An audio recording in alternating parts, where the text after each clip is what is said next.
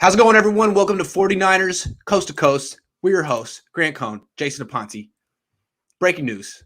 First off, we'll start with the Niners breaking news. They released Jalen Hurd, who was still on the team after 3 years, never actually played in a game, had some good practices, though, and a couple of preseason games. Remember that catch in preseason? What will you miss most? What will be your fondest memory of the Jalen Hurd era? The people who told me that he was the X factor and that I should lay off of him, and that he was going to completely change this offense and be dynamic. That's my favorite portion of it. You know what? I don't want to take a victory lap on a guy with the injury because that's unfortunate. But I will tell you this. Clearly, you know my stance on this. The 49ers could have drafted in the same draft Deebo Samuel and Terry McLaurin. Yeah. And stop telling me about the draft as a crapshoot.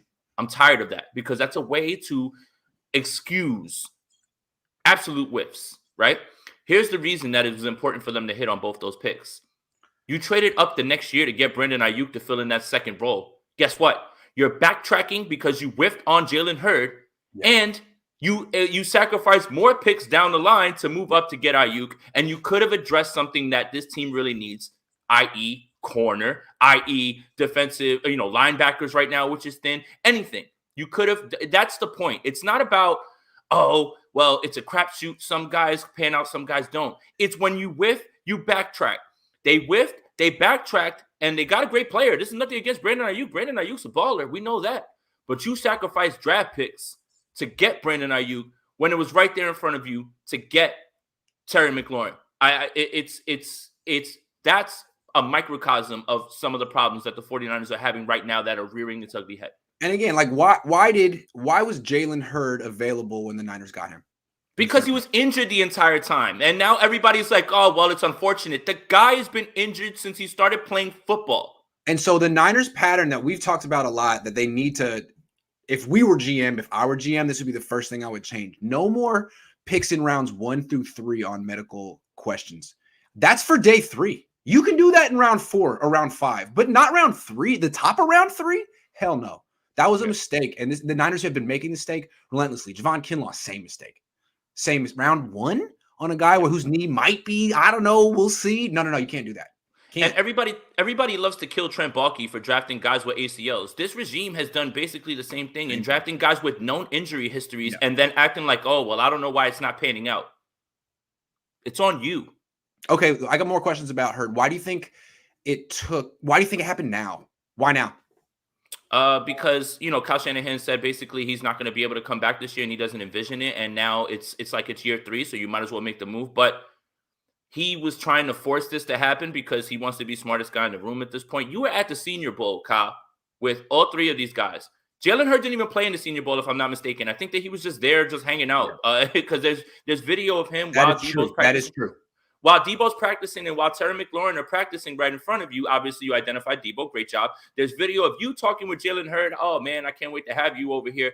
Why weren't you looking at the guy that everybody was saying at OSU was underutilized and was going to be a steal in this draft and goes a few picks after you? And he got rave reviews at the Senior Bowl. Now, he was on Gruden's team. He was on the other team, but he's on your field. What? It's my thing is he killed the combine. And the people who say that Hurd was the pick over him love to point to whatever it is that he did at Tennessee, right? We understand running back and everything, right? Fine. Right. But the metrics didn't add up at the combine, at the Senior Bowl, nothing like that. Everyone had said Terry McLaurin was going to be a steal.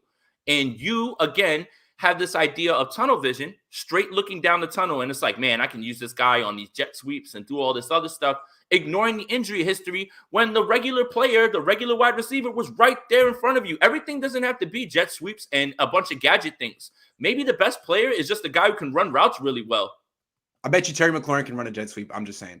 I bet you Terry McLaurin can get 1,000-yard seasons with terrible quarterbacks as well. Like, oh my goodness, man, what a novel idea. Who would want that? Here's why I think they waited this long. The money's all guaranteed. So whether they kept him to next year or cut him, they don't save any money by doing this. I want fans to understand that. They save $0. It's just a whiff. It's just a whiff. They gave up. So either they got some news from a doctor like this is hopeless, or he was like, I don't want to be here, or like, this is let's give up because it's not going to work out. This wasn't like, well, let's just cut our losses and save some money. No, that's not what happened here. This is he's going to get paid next year. He's going to get the full rookie contract. This is a whiff of the Joe Williams magnitude, except that was a 4th-round pick. This was a 3rd. Well, I mean, it's not so bad. I mean, they hit on their 4th-round pick in 2019. You guys remember who that was, right?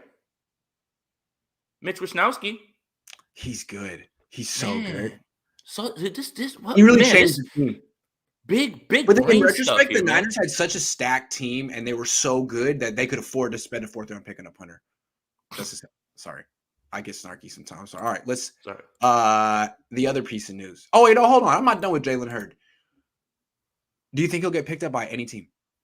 Maybe. Who cares? Who cares? All right. The Rams signed Odell Beckham Jr. What's your first reaction? First in the Who cares? Who cares? As a 49er fan, you should be saying who cares. If you're fooling yourself into thinking that whatever this 49er team is a contender in any way, and this upsets you, who cares? This team was cooked after Colt McCoy came in and kicked this team's ass. And now Odell Beckham signing with the Rams has you all up in arms? What would have Odell Beckham solved with this team is what I want to ask 49er fans. Okay, hold on. Let me ask the question a different way, because obviously the Niners weren't going to get Odell Beckham at this point. They could have claimed off waivers, but no one did that. To me, what's I guess weird about it is like there's a parallel universe where the Niners got Stafford and they get Beckham. And they get and the Niners are the ones doing this. So here's what 49er fans should be upset about. That should be the Niners. What's happening in LA right now could have been here. Here's what 49er fans should be upset about. The philosophical differences between the Rams and the 49ers. Okay? Yeah. Now you want to say, oh my goodness, the Rams have no draft picks. Who cares? They're in the playoffs every single year. But wait a minute. The 49ers own them. So it doesn't really matter, Grant. I would love to just beat them twice a year and not make the playoffs. I'm back at UCLA and we're going 4-8 every year, but we beat USC. Oh my God, great. The Rams are in the playoffs, but we beat them and we own them. Who cares? Who cares? Do you understand that there's a philosophical difference between a team that continues to push their chips into the middle of the table, and whether they win a Super Bowl or not, that's fine. But wouldn't you want to be a fan of a team that continues to push the envelope and continues to be in the discussion with the playoffs? And with Sean McVay, he was able to do this with Jared Goff. Now, getting Matthew Stafford and having this team play this well, that was the final straw. Everyone had talked about what Odell Beckham wanted. He wanted targets and all that. Guess what? He sacrificed all that because he saw two things: a pass heavy offense that he's going to succeed in because you can't cover all three of those guys, and a chance to chase a ring and play for 1 year and up his stock, which he's definitely going to do. So if you want to be mad at something, 49ers fans, don't be mad that you didn't get Odell Beckham. Be mad that there's a huge philosophical difference between the way that the Rams build their team and the 49ers build their team, and the Rams continue to push the envelope. Let me do my best to sum up the difference between how the Niners run their team and how the Rams run their team. I can do it in a tweet, like in 280 characters or less. The 49ers are run by a bean counter and the Rams aren't. End of story. That's it. The Niners are run by the same bean counter they had since 2001, who was basically brought in to teach, people who have no background in the NFL, the Yorks, who were just bequeathed the freaking team that was in salary cap hell, which was new. Hey, can you fix this for us? That's who runs the Niners. And the Rams have, someone who's like actually at the height of their profession in 2021. That's the difference. The 49ers, the 49ers front office used the computer to sign a coach. Listen to that again. Listen to that one more time. Yeah, I found that one yesterday. They had some. It's back in 2004. It was Jed and Parag, young Jed and Parag, and they had some spreadsheet that was very. Spreadsheets are very popular in the South Bay. I don't know what it is. Hottest thing in the business right now. Yeah, and it's a Silicon Valley thing. Anyway, they had a spreadsheet that said Mike Holmgren definitely wasn't the man for the job. After Dennis Erickson, it was Mike Nolan who was going to be. So, yeah. Anyway, that's when you really go down the Parag Jed rabbit hole, it just gets depressing because you come out and you realize, well, there's no solution. I mean, look, they're just in their 40s. They're going to be here a while. Here's what you should be upset about, right? The philosophical difference, right? Look, This is how funny the whole situation has gotten with the Rams. Les Snead, his kids, they got him a mug that says F them picks. Oh. And he has that in his office. And for everybody who's like, yeah, well, in 2 years, they're not going to have picks to do anything. They spend their picks on really good players. They've been in the league a few years. And that's the thing. So, would you rather have a proven commodity Or, as you guys love to tell me about the 49ers, the draft is a crapshoot. Right. You can't have it both ways. Yeah. Again, I feel like there was some bizarro world where the Niners allow Tom Brady to play here like he wanted. They just say yes to Tom. They don't even recruit him. They just say yes. And Gronkowski comes and Odell Beckham comes. Like, this all could have happened here, even though, Santa Clara isn't exactly LA. Still, it could have been here. Would have been something. Oh, well, at least we can watch it right down the road. I'll tell you this, 49er fans. Any given Sunday, you're not going to lose on Sunday, at least. There's the good news. It's true. Is Beckham going to play, you think? That's what I want. Doesn't matter. I mean, if he does that, it's worse, but it doesn't matter at this point. Jay Will says, you think the Rams pick up Hurd? So much potential. Tell him. No. Doesn't matter. Doesn't matter, man. It does not matter. Enough with this Jalen Hurd stuff. Yeah, it's actually just noise. It doesn't matter. Sometimes when I'm home alone, I like to go out in a garden, cover myself with dirt, and pretend I'm a carrot. That's pretty funny. The most random comment I've ever had. Jay Will says Bananahan listens to the noise more than he admits. The way he answered that Sherfield question made it obvious he's watching you. Yeah. You? Yeah. I asked about Sherfield today. I was like, remember when you were saying how good Sherfield was? Wow. No, you didn't. I did. Wow. I did. And he was like, well, Ayuk's better than him now. I was like, okay, sure, buddy. Now. All right, sure, buddy. All right, moving on. Next topic. Oh, this is a fun topic. This is a fun one. Dude, all right. Oh, this is so the one thing I was thinking about with Odell is like, wow, this could have been the Niners. Another thing I'm thinking about is it's not the Niners. This is so not what the Niners are doing. And like that, what the Rams are doing, that is all in. And before the season, I said the Niners aren't all in. And my dad was like, take it back. All teams are all in. Well, the players are, but the Rams showed you what it looks like to be all in. The Niners said they were. It was a slogan. It was a marketing slogan. It was like, hey, we got 2019 vibes. We're going for the Super Bowl. Get your season tickets. Buy a jersey. We're selling new 94, the red ones. They're really nice. Get the red jerseys. Give us some money, and we're going to reward you with a really exciting season. And we won the Super Bowl in 94. So I'm saying, like, we're probably going to win. And they never lost in those jerseys, right? I think they were undefeated, right? But it was just marketing, because the way you knew they weren't all in is when it was time to actually, put rubber to the road, to use a cliche. They spent their first round pick on next year or the year after that. And you don't have to be a freaking genius to figure out what signal the Niners are sending. I think people in the locker room figured it out too. Oh, wait a second. That was bullshit. Sorry. I mean, that was just marketing. It was PR. Like, we're not all in. I mean, maybe we can make a run, but they didn't help us with our first round pick or our second round. They're redshirting the first 4 picks. So that's not all. This is, I don't know what you'd call it, but it's not taking the season seriously as you said in your state of the franchise. So I think that what really is, and I said it in the offseason and people were upset with me. There was never a plan. Let me explain. Yeah. They were all in when they wanted Stafford. That's when they were all in. That's all in to go for the season. Yeah. When you whiff on every other quarterback that you're looking for to replace Jimmy Garoppolo, then you go to plan Z, which is trade up to 3. But then on draft day, you call about Aaron Rodgers. Right. So I don't think that they ended up doing something that they were like only like half-hearted about. I mean, right. That's what I'm saying. Like, you were all in. Plan D. Let's go plan D. You were all in with Stafford at that point because that's a win now move. You were all in then, right? It's working for the Rams. Right. But then when you pivot to moving up to 3, that lets me know there was never any plan. It let me know day to day you're trying different things. Day to day, you're like, man, maybe if we get Stafford, okay, he's done. Okay, now let's move on. Maybe this guy, nope. Maybe Teddy Bridgewater, nope. Maybe this guy, nope. All right. But it also tells me that they never really thought they were going to be that good this year. I mean, they said it because you don't tell your fans and your players, hey, we're going to be about 9-8 tops. But I don't think they ever really looked at this roster and said, we got this. I think it was just talk. I think it was talk. I mean, we all bought it though, right? And then I don't think the players did. Well, I think the players saw that pick and they're like, wait a second. There's something fishy going on this year. And I think that's why they haven't had a complete game all year. I feel like this locker room is messed up. They used to be cohesive. Now they're not. Well, the thing is that the reason that they were able to sell the 2019 dream was because the whole team was injured in 2020, right? And now it's like, okay, now, we have eyes on 2020, but we're bringing back basically this entire roster, But that from wasn't the 2019. plan, Jason. Right. It just I fell in their know lap. there was no plan. There That was was the no whole thing I plan. kept saying all offseason. It's important to remember that the Niners' plan was not to bring back K'Wan Williams, Jaquaski Tart, all these vets.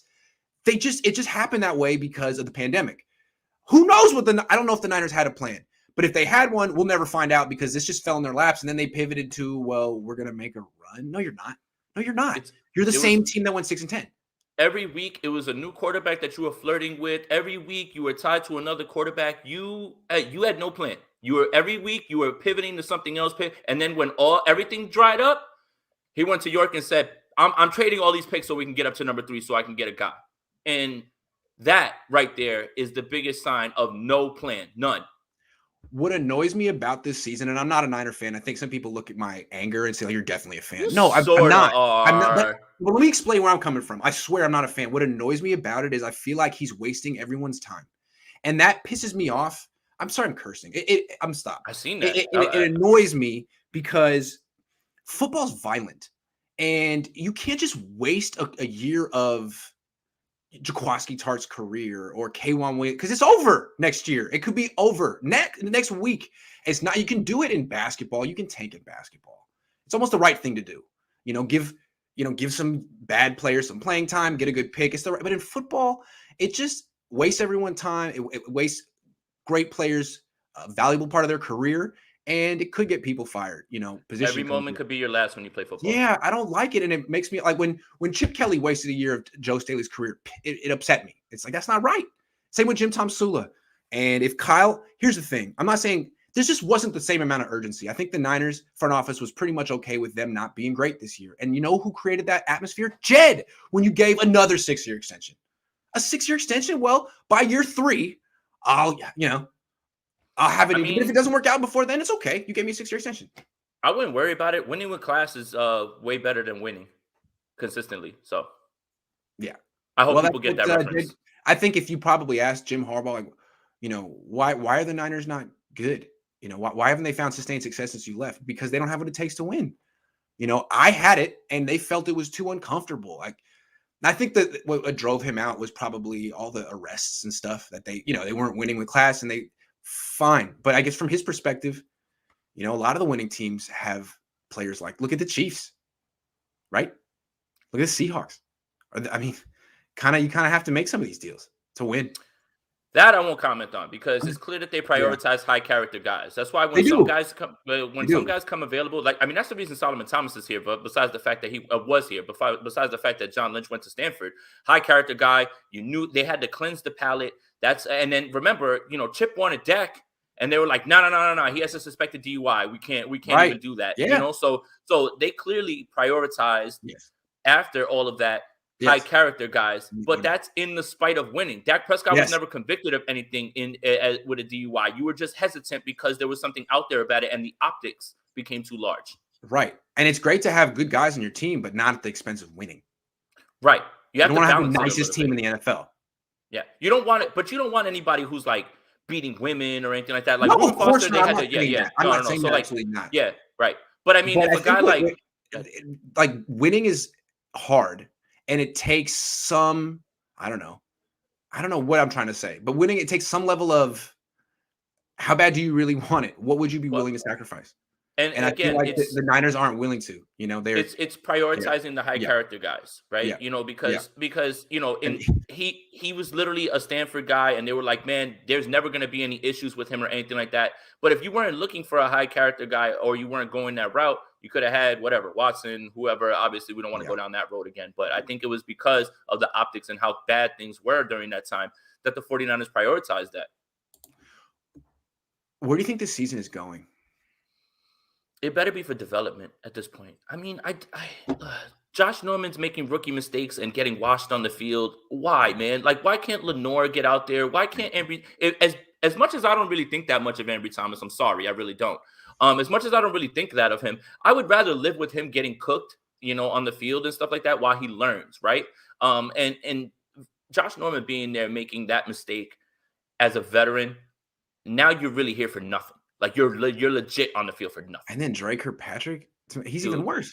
Dude, come on, man. That's my problem, man. And look, Lenore wasn't here last week. Congratulations to him. He just had a kid. I get that, right? But at the same time, I can live like look.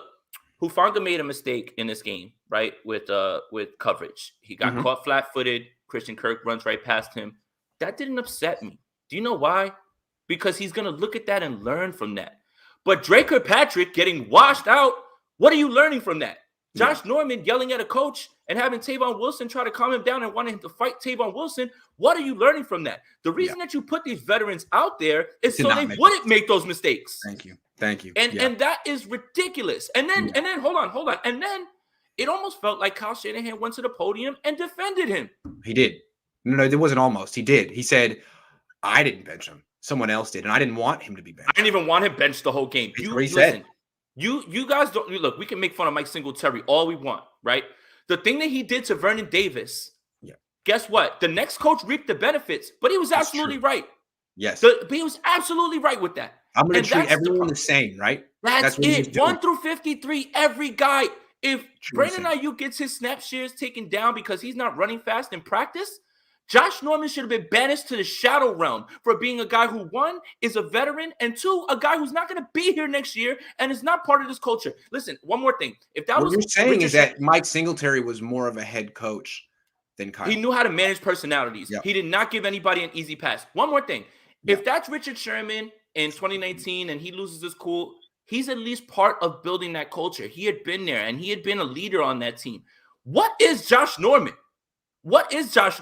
He's a mercenary brought onto this team to be a veteran because Kyle wants to play veterans over rookies. Yeah. And he's not even playing well. He's a waste of time. It is. And it doesn't set a good example. Trent Cannon can fumble 3 times in the same game. Hey, man, get back out there and keep getting those punts. Brandon Ayuk can't run fast in practice. Let's decrease his snap share. Like, I don't understand it, man. I don't understand it. I don't get it either. Okay, let's answer some questions and we'll get back on topic. Keneal says, Niners front office sucks. Our head coach too scary to play rookies over bums or quarterback he crapped on all offseason. Clean house prep for 2022. I'm done hoping. That's where the season's going. Yeah, I think so. The season was over when Colt McCoy kicked the 49ers' ass. I think so too. Look, I know a lot of people want to say, like, you're 1 game out. Give Kyle another year. Well, Kyle's got another year. Okay, but think about it. What if Kyle's the wrong guy? Maybe. But he's got another year. If he's the wrong guy, then giving him another year just wastes more time. So you really have to evaluate hard the next 2 months. Is Kyle the right guy? I'm not going to make that decision yet. Actually, I'm lying. You kind of have. I was about to say. Come on, man. Yeah, I was about to say. You've made that decision. Yeah. Well, he's got to prove me wrong because so far the last couple of years, I feel like everything. Anyway, Ellis says, what hurts is the Niners find different ways to lose. Yeah. That's what a bad football team does. Thank you.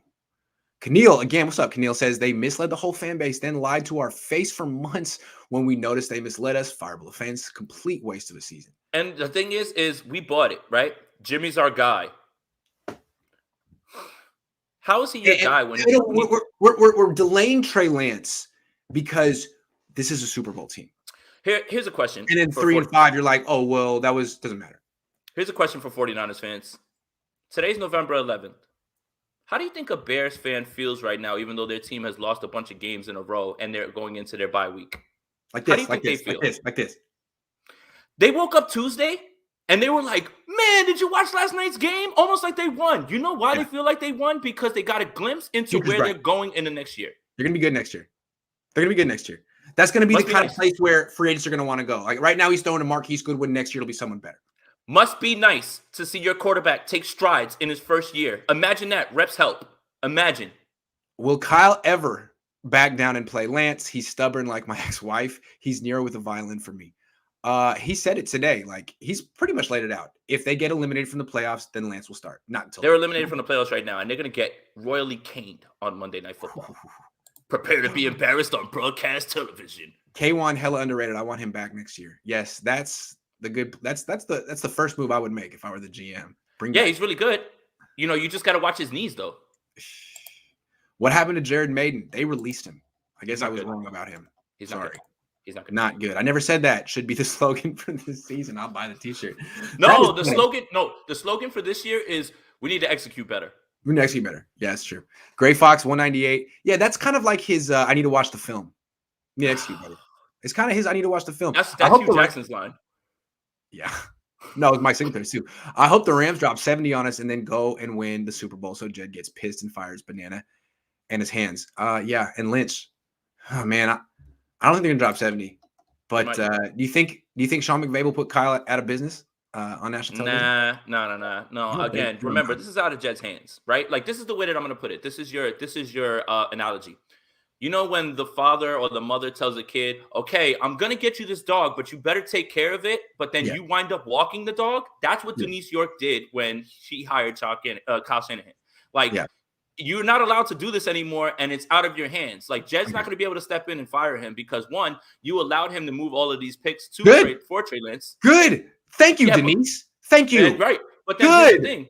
You should write a press release like, I demoted my son. Everyone would throw you a parade, man. Let people know. Sing it from the hilltops, Denise. I demoted my son. But you tell the kid, you got to walk it. You got to take care of picking up his poop and everything, but then you wind up doing everything else. Right, of course.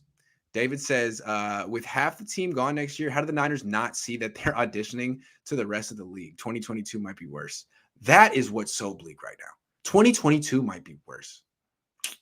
All right, here's a question. Yeah. If the 49ers had the same exact record right now, with Trey Lance starting week 1, but Trey Lance was showing glimpses of what you're seeing with other quarterbacks, i.e. Mac Jones, Justin Fields right now, do you think 49er fans are upset right now?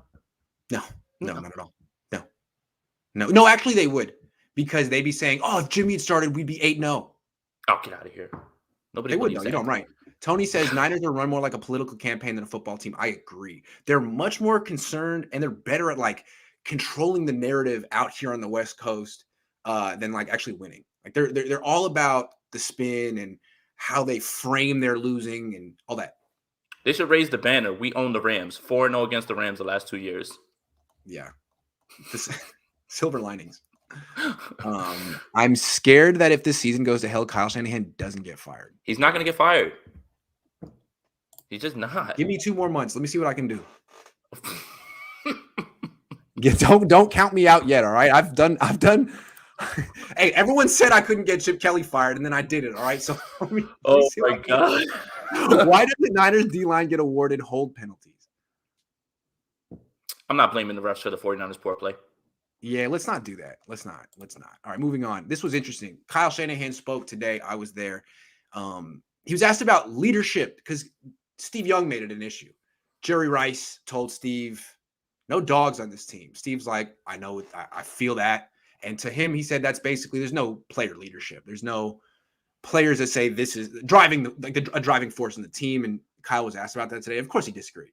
Because I don't think he actually factors in the human element of anything. He's a little robotic. So he's like, no, it's not that. It's just that like our best players need to perform better. That's really, it's not that they need to like give a speech, they need to play better. And people are like, so is that an issue? He's like, well, I've always said that your A players need to play like A players. And we've had an issue with that. I was like, whoa. So once again, he's finding new ways to blame players. It's not that we lack leadership. It's just that all of our best players are not playing good enough. So my first question is, which players do you think he's talking about? The A players on the team who aren't playing like A players, who qualifies? I can't believe he said that. First of all, I can't believe he said that. I cannot believe. It's a reaction to what he said, and then we'll interpret it first. What do you think of what he said? I cannot believe that he said that. So that means you're talking directly to Fred Warner, Nick Bosa, George Kittle, Deebo Samuel. What? Probably not Trent Williams. Probably Trent Williams is the one guy who's above that, but Trent Williams is the best player on the 49ers. So not Trent Williams. That's no discussion. Kyle and Trent are always above criticism, but everyone, Nick Bosa, Fred Warner, Eric Armstead, Jimmy Ward, Raheem Mostert, Jason Verrett. I mean, every captain on the team plus the quarterbacks. I can't believe he Kittle said for that. Sure. I can't believe he said that. So look, I'll point to Sunday Night Football. The Rams got royally whipped at home. And Sean McVay walked up to the podium and said, it starts with me. Yep. Wow. Yep. Refreshing. Okay, so let me tell you the next thing he said. Because Kyle Shanahan, he's a very smart guy. But when it comes to words, they're not his friend. he's already said like he doesn't have the biggest vocabulary. They kind of get in his way. It's not how he expresses. He expresses himself with X's and O's. Here's one. Do a drinking game safely. Sit at home, right? Put on a press conference, a Kyle Shanahan press conference. Take a drink.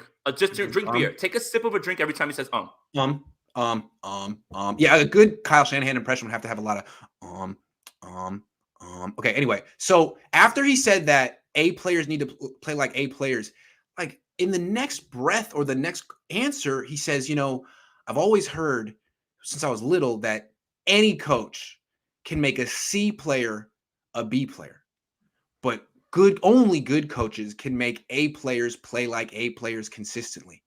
So I'm sitting there, I'm like, why are you punching yourself? Yeah, why are you doing that to yourself? You just said that your A players aren't playing like A players. In the next breath, you say good coaches get A players to play like A players consistently. You just said that you're not a good coach, Kyle. He did, didn't he? He said Why are you punching yourself? Why are you telling on yourself? Why are you dissing yourself?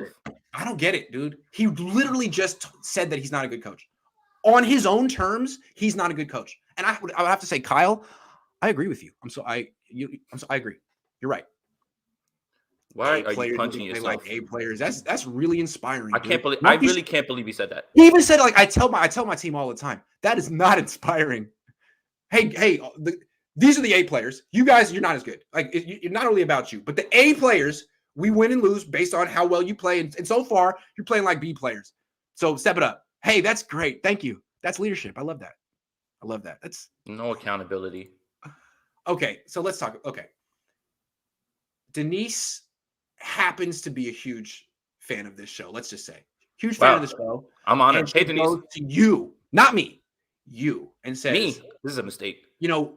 John and I, we identified Parag at 28, and no, he had never run a football team per se, and he was just getting an MBA at Stanford. But we saw greatness. We brought him in, handed him the keys, and it's been great ever since. So we're gonna do the same with you right now. We listen to you on the show. You're really perceptive. You're the new general manager. What's your first big move? Big move. Not little. What is the first big move you make as the Niners general manager this offseason? Cut Robbie Gold? No, all right. No, seriously. No, move Jimmy Garoppolo to Pittsburgh while they transition into their new quarterback. And for whatever you get for him, 4th, 5th round pick, whatever, move him over there because at this point, him and Ben Roethlisberger are very comparable. Get whatever you can for him. Mm-hmm. Trade Dre Greenlaw for a 2nd or 3rd round pick. Recoup some of that and try to build through the draft. Those are the two things that I could see that you can actually do right away. The reason that you really can't move Kittle, 1, is because this fan base is going to lose it. 2, his dead cap hit. Who is going to really take that dead cap hit on knowing on it? Look, I love Kittle, man, but he's hurt all the time. You can't move him at this point. You're not going to be able to move Eric Armstead. That's not happening because his cap hit is too big. I agree. So this is like a teardown. And literally, you're going to have to, because there's about 34 free agents, you are going to have to try to bring in new blood. This team is going to look drastically different next year. Drastically different. So what I would do, it's a big cornerback, free agent pool next year. A lot of great corners. With all that extra money, we're going to rebuild. We're going to get corners. We're going to try to bring in some more edge people in the draft. And we're going to move Jimmy Garoppolo for a 4th or 5th round pick, whatever it is. We're going to have to eat some of his money. That's your fault for not moving off of him last year. We're going to have to eat some of his money to entice the Steelers to take him. Okay? That also is part of it. And we're going to trade Dre Greenlaw for a 2nd or 3rd round pick because right now he does have that value even though he's injured all year this year. And we are going to try to build through the draft again. I love it. Okay, I'm going to see if I can cutting Robbie Gold.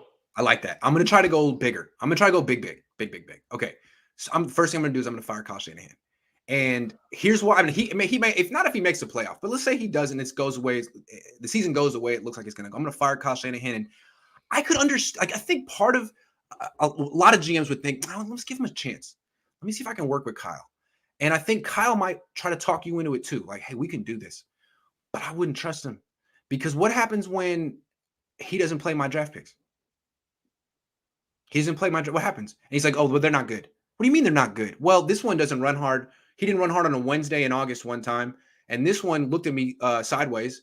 And this one, it's like, what are you talking? I can't have that. I can't risk it. And also, he hasn't shown that he has really an aptitude to develop young players. I think he's really he wants to work with vets. And what I would want to do as a general manager is like get picks back and build through the draft. So I wouldn't want to work with Kyle. I would be afraid that he'd be subversive. So I'm sorry. You got to go. What's funny is Kyle loves to use vets, but not trade draft picks for proven commodities. Thank you. But I'm not done, dude. I got one more move to make, and this is bigger. I would trade Nick Bosa. And I look, I know you just went through it. All the guy Kittle isn't an option.